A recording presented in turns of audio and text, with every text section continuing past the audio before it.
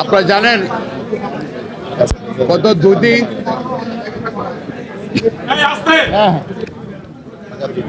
মহামান্য হাইকোর্টের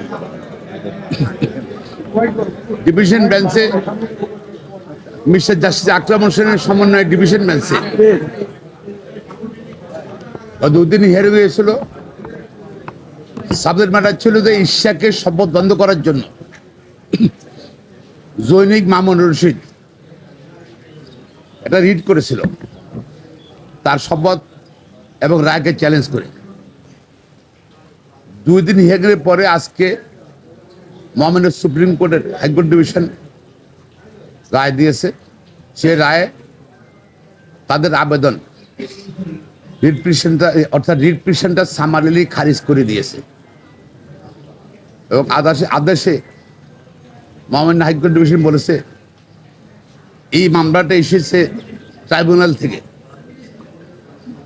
কেউ যদি ক্ষতিগ্রস্ত হয়ে থাকে, যদি সে আপিলের ট্রাইব্যুনাল আছে সেখানে যেতে পারে এবং সে ওইটা চ্যালেঞ্জ কেউ করে নাই। আর আইন অনুযায়ী নির্বাচন কমিশন শপথ নিয়েছে এবং সব আইন উল্লেখ করেছে, নির্বাচন গ্যাজেট করেছে, গ্যাজেট 30 দিনে শপথ হবে ল। এটা চ্যালেঞ্জ করতে হলে ট্রাইব্যুনালে যেতে হবে, যেহেতু পিটিশন কোর্ট ট্রাইব্যুনালে যাননি। আর দ্বিতীয়ত উনার মামলা করার অধিকার নিয়ে অনেক বড় অবজারভেশন দিয়েছে। জনস্বার্থে যে করলে মামলা করতে পারে, তবে সে মামলার ধরন ভিন্ন। পরিবেশ নিয়ে মামলা করে, মানবাধিকার নিয়ে মামলা করতে পারে, মৌলিক অধিকার নিয়ে মামলা করতে পারে, জনস্বার্থের মামলা। এখানে জনস্বার্থের কিছু নাই এবং উনি দেখাতে পারেন না যে উনি সমাজসেবা করেন, সমাজসেবক হিসেবে বা ঢাকা সিটি কর্পোরেশনের ভোটার হিসাবে যে উনার কোনো ক্ষতিগ্রস্ত হয়েছে, ক্ষতিগ্রস্ত ব্যক্তি হিসেবে নিজেকে উনি কিন্তু প্রমাণ করতে পারেননি আদালত। আর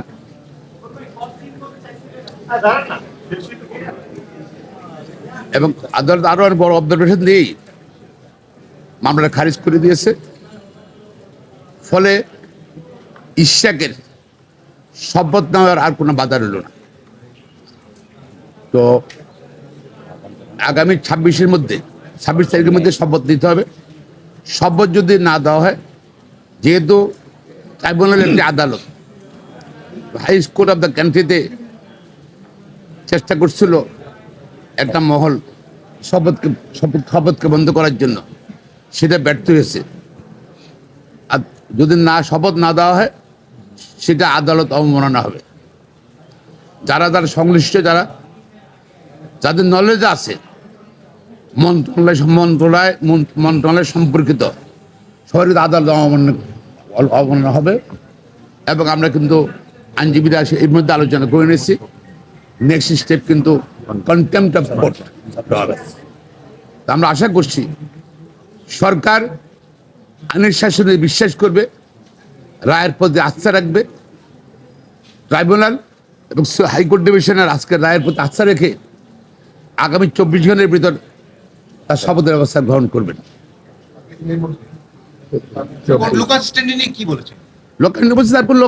সে তো লয়ার মামলা করতে পারে, তবে এইসব মামলা না যেখানে কন্টেস্টিং পার্টিস আইনে বলা আছে কারা কারা এই মামলায় পার্টি হবে।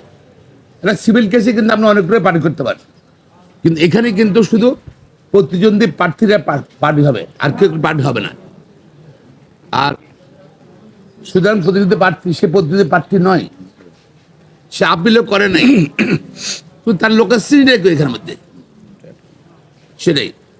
আর নির্বাচন কমিশনের ভূমিকা সম্বন্ধে নির্বাচন কমিশন কিন্তু কিছু করণীয় নাই।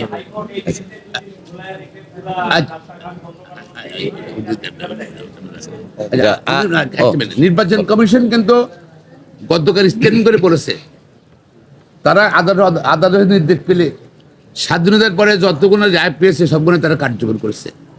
ইলেকশন কমিশন তো পার্টি না, এখানে মানে প্রতিদ্বন্দ্বী না, এর জন্য তারা কন্টেস্ট করে না। গতকাল পর দেখেছি কোনো আইনি জটিলতা নেই। না দেওয়াটা বরঞ্চ আদালত অবমাননা হবে। ওটা উনি উনি আর বলেছি ইসরায়েল সরকার মন্ত্রণালয় থেকে পিআর বোধহয় আচ্ছা, বলছে যে একটা মামলা হাইকোর্টে একটা মামলা বিচারাধীন আছে, এটার জন্য আমরা অপেক্ষা করছি। শেষ হয়ে গেছে, সুতরাং তার আর কোনো জটিলতা নেই, কোনো কিছু নেই, মানে বাধা নেই। আশা করি ইনশাল্লাহ। জি জি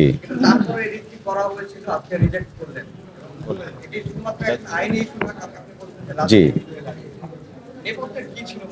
না, এইটা আসলে দেখুন, আমরা প্রথমে যেটা বলি যে in the name of PIL, অর্থাৎ পিআইএল এর নামে এটা private or party interest litigation, it's not PIL, not public interest litigation, it is either private or party interest litigation. তো party interest, political interest litigation, তো এটার মিনিংটা নিশ্চয়ই আপনারা বুঝতে পারছেন।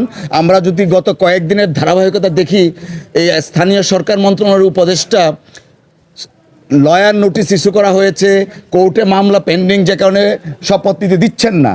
তো আজকে এটা প্রমাণিত হয়েছে যে আইনি প্রক্রিয়ায় ইশরাক সাহেবকে মেয়র হিসাবে শপথ নিতে এই সংশ্লিষ্ট মন্ত্রণালয়ের আর কোনো বাধা থাকলো না।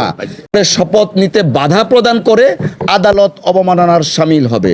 এবং সুপ্রিম কোর্টের আইনজীবীরা অত্যন্ত তীক্ষ্ণভাবে দেখবে, উপদেষ্টা যিনি আছেন তাকে কিন্তু কোনো রাজনৈতিক দলের প্রতিনিধি না তিনি সেখানে, বাট দেশের মানুষ তার কার্যক্রমে কিন্তু বিশ্বাস করতে শুরু করেছে কোনো একটা পার্টির পারপাস সার্ভ করার জন্য তিনি কাজ করছেন। দেশের মানুষ সেইটাও বুঝতেছে যে কোনো গোষ্ঠী, পার্টি, পলিটিক্যাল পার্টির পারপাসটা সার্ভ করছেন। আমরা আহ্বান জানাবো, এই দেশের বর্তমান অবস্থার প্রেক্ষিতে আইনের শাসন প্রতিষ্ঠার লক্ষ্যে সর্বোচ্চ আদালত যে নির্দেশনা দিয়েছেন, সেই নির্দেশনার আলোকে যেন মন্ত্রণালয় কার্যকরী পদক্ষেপ অনতিবিলম্বে নেন। যদি না নেন, জি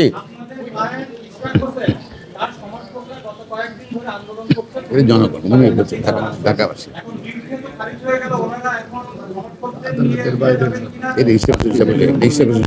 দেখুন, আমরা আমরা আমরা আমরা এখানে আইনজীবী হিসাবে ছিলাম as officer of the court, as officer of the court আমরা প্রপার অ্যাডজুডিকেশনের জন্য আমরা এখানে আইনজীবী হিসেবে ছিলাম। আর রাস্তার মধ্যে যে রেফারেন্সটা দিয়েছেন, নিশ্চয়ই সেটা আপনাদের প্রপার ফোরাম আছে, সেখানে এই বিষয়ে কথা বলবেন। আমরা এজ এ লয়ার দেখলাম যে আপনারা কোর্ট প্রথমে একটা উদ্বেগ প্রকাশ করেছে, স্ল্যাং ইউজ করেছে, কোর্ট সতর্ক করেছেন, কি বলতে চেয়েছেন? না, এইটা দেখেন, যখন আদালত থাকে, আদালতের অবজারভেশন সবসময় আমরা ফলো করি। এবং এবং এবং বারের প্রেসিডেন্ট হিসাবে প্রেসিডেন্ট সাহেবকে ডেকে একটা দুইটা কথা বলেছেন, এবং প্রেসিডেন্ট সাহেব বলেছেন তার উত্তরে। এবং আমরা আবার এইটাও বলেছি যে অলওয়েজ বার এবং বেঞ্চ আমরা শোল্ডার টু শোল্ডার কাজ করি, যেটা ইতিপূর্বে প্রমাণিত হয়েছে। অতএব এই বিষয়টা এখানে না আনাটাই শ্রেয়। মাননীয় আদালত এবং আইনজীবীদের মধ্যে সীমাবদ্ধ, not for public consumption. Thank you. আজকের আদেশ তো সামারলি রিজেক্ট করেছে, তার মানে দাঁড়ালো ইশরাক হোসেনকে মেয়র হিসাবে শপথ নেওয়ার জন্য আর কোনো বাধা থাকলো না। এবং আমরা মনে করি যে উপদেষ্টা আছেন, যিনি হয়তো বা কোনো রাজনৈতিক মোটিভ নিয়ে এই বিষয়টাকে ঘোরাচ্ছিলেন, তিনিও এখন অন্তত আজকের এই রিজেকশনের পরে আইনের প্রতি শ্রদ্ধাশীল থেকে নির্দিষ্ট ডেটের মধ্যে শপথ গ্রহণের ব্যবস্থা করবেন। ধন্যবাদ সকল। লাস্ট কথা বলতে চাই, কেউ কিন্তু আইনের ঊর্ধ্বে না। শুধু মহামেদার রাষ্ট্রপতি তার কার্যকালীন সময়ের জন্য উনি প্রিভিলেজ, এবং কোনো উপদেষ্টা বলেন, সচিব বলেন, সবাই কিন্তু within the law they have to work framework of law. হ্যাঁ, সো আপনার যদি শপথ যদি তারা আবার গড়িমসি করে, সো আমাদের ক্লায়েন্টের অর্থাৎ ইশরাক হোসেনের ইনস্ট্রাকশন আছে to file contempt report against them, to bring them you the highest court of the country for compliance, এবং তার শপথ দিতে বাধ্য, শপথ দিতে এখন বাধ্য। Thank you, thank you, thank you everyone. Thank you.